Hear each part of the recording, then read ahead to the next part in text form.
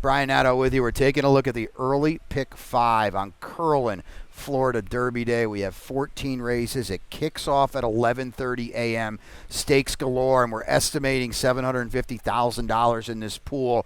And what a good sequence it is. It is very, very difficult, which means it should be very, very lucrative. We'll kick it off on the turf in the opener. I am on the 7, and that is Bring Me a Check, who's going to get back to the turf, which I think is the first time in a fair race because we were in a mile and a half, 2 back. We were on the Tapeta last time. Look at the turf race 3 back. Fits nicely with this group. We've got tactical speed to be close throughout and hopefully get first run, especially with the rails out at 66 feet. That could be a little problem for the closers and the wide drawing horses. I think Bring Me a Check is very, very live. Race 2's got a lot of speed on the main track, and I'm going to play it, maybe not necessarily to fall apart, but I'm going to play it against a little bit of the speed. I'm going to go with the 2, Uncle Charlie's Gift. The dirt race 2 starts back behind Into Pleasure, who's such a nice prospect for Brian Lynch, was good, running an 8 and a 7 on the thoroughgraphs the last 2 and 3 starts back.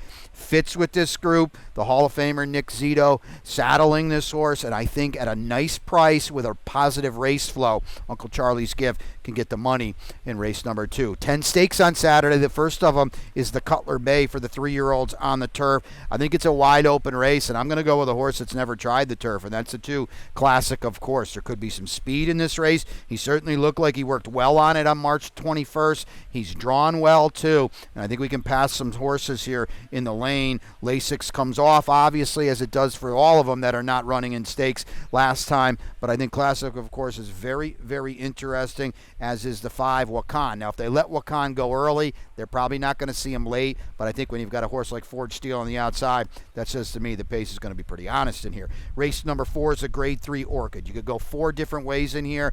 I need to be tight, though. I need to single, and I'm going to do it with the 2, La Mejana, who I think is better suited for the mile and a half. Had some trouble last time when she finished behind Beach Bum, who walked on the lead in the grade 3, the very one. I don't see that happening today, and La Mejana, with a late run and some clear sailing in the stretch, can get the job done. Silvology, if I could afford it, I'd put her in there because of her upside. What a maiden special weight in race number 5 to wrap up this sequence. We have 2 potentially hot first-time starters in the 6 Mainstream, and the 10 makes sense, but I'm going to go with the experience of XY Prime.